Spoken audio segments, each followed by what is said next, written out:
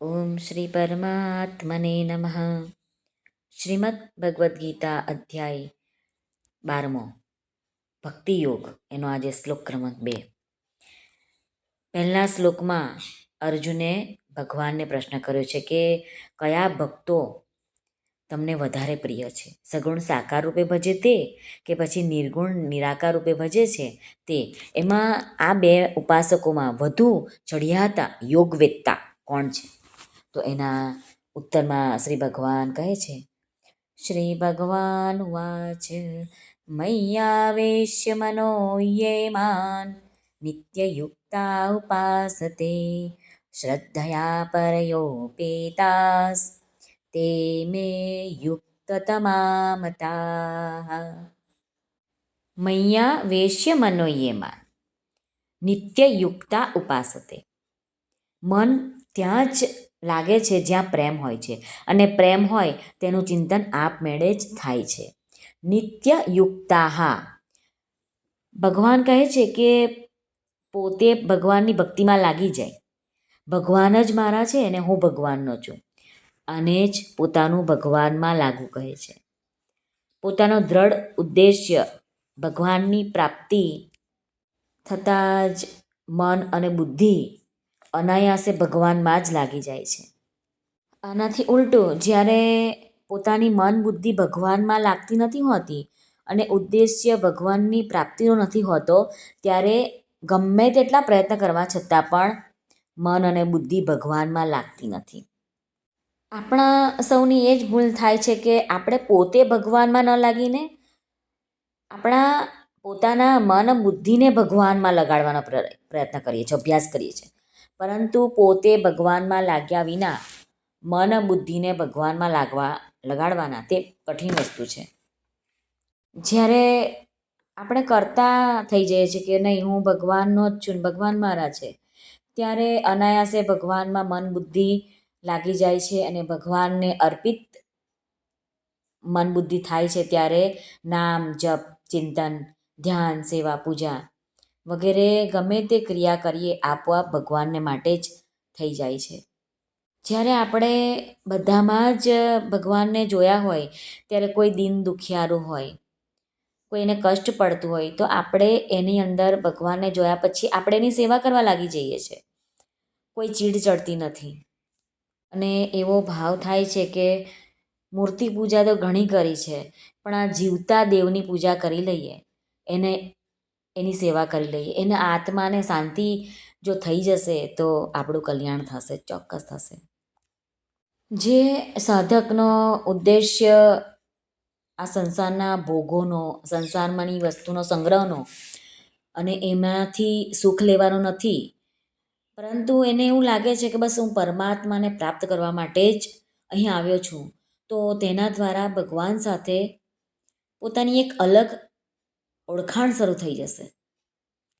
અને જ્યારે ભગવાનની ઓળખાણ શરૂ થઈ જાય છે, ત્યારે સાધકને મન, બુદ્ધિ, ઇન્દ્રિયો, શરીર વગેરે સાંસારિક ભોગમાં અને તેમનો સંગ્રહ કરવાની ઈચ્છા બિલકુલ નથી રહેતી. શ્રદ્ધયા પરયોપેતાસ તે મે યુક્તતમા મતાઃ. આપણી જ્યાં શ્રદ્ધા હશે ને ત્યાં જ સર્વશ્રેષ્ઠ સમજાશે. શ્રદ્ધા થતાં એટલે કે બુદ્ધિ જોડાવાથી તે પોતાના દ્વારા નિશ્ચિત સ્વાભાવિક જીવન બનાવશે અને પોતાના સિદ્ધાંતથી કદી વિચલિત નહીં થાય.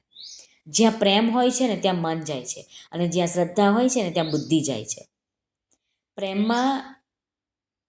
પ્રેમાસ્પદના સંગનું અને શ્રદ્ધામાં આજ્ઞા પાલનનું વિશિષ્ટ મહાત્મય છે, પ્રાધાન્ય છે.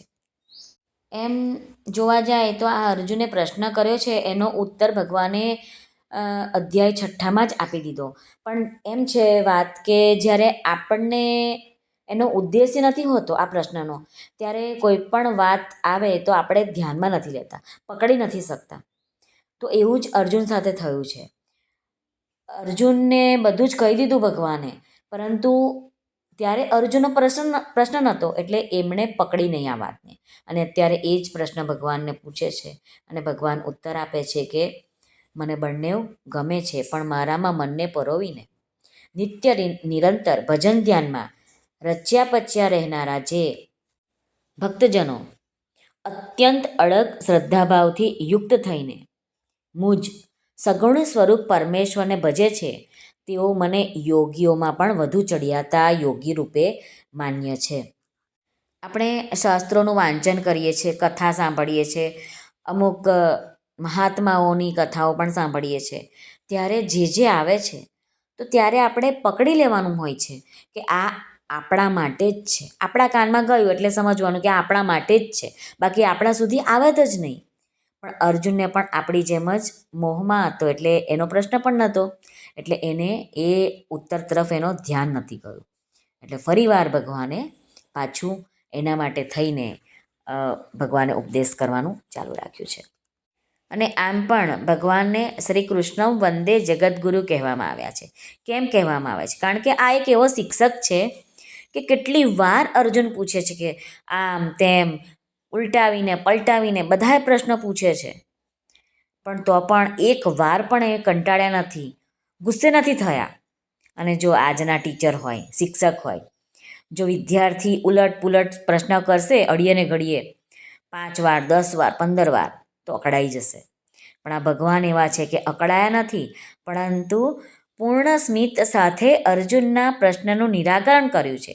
તો શિક્ષક કેવો હોવો જોઈએ તે પણ આ ભગવાન કૃષ્ણ શીખવાડે છે. શ્રી કૃષ્ણાર્પણમસ્તુ. સર્વને ભાવથી જય શ્રી કૃષ્ણ. રાધે રાધે. હરિઓમ તત્સત. જય ગુરુદેવ દત્ત. જય સ્વામિનારાયણ. જય માતાજી. નમઃ પાર્વતે પતે. હર હર મહાદેવ. હર સિદ્ધેશ્વર મહાદેવની જય. સર્વનું કલ્યાણ થાવો, સર્વનું કલ્યાણ થાવો, સર્વનું કલ્યાણ થાવો. જો આપને આ વિડીયો પસંદ આવ્યો હોય તો આ ચેનલ છે ધાર્મિક, આ ચેનલને લાઈક શેર કરજો અને સબસ્ક્રાઈબ તો જરૂરથી કરશો, જેથી આવનારા આવા ને આવા જ નવા વિડીયો તમારા સુધી તરત પહોંચી શકે.